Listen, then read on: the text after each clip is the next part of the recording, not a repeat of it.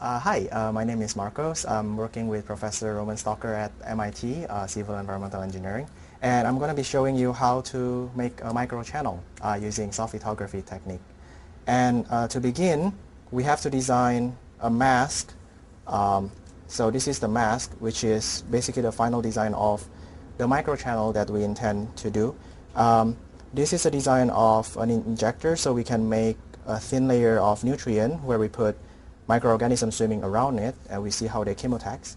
And this is a channel of a side cavity to generate a micro vortex inside the cavity, which there will be video showing it later on. After getting a mask, we take wafers to the clean room and put it on the Petri dish, and we're going to the clean room now. Okay, so after having our mask printed and ready, so now we're in the clean room to do the actual microfabrications. And what I'm going to do now, I'm taking a piece of the clean wafer that I just bought, and I just want to make sure that it is extra clean by using the following 3 solvents.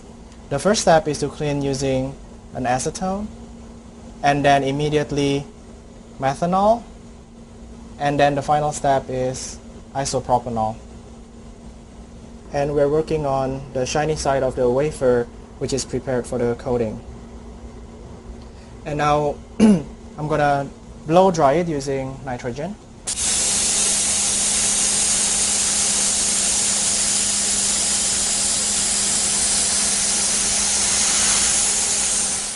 After drying the wafer, now we put the wafer inside an oven of about 130 Celsius and bake it for 5 to 10 minutes.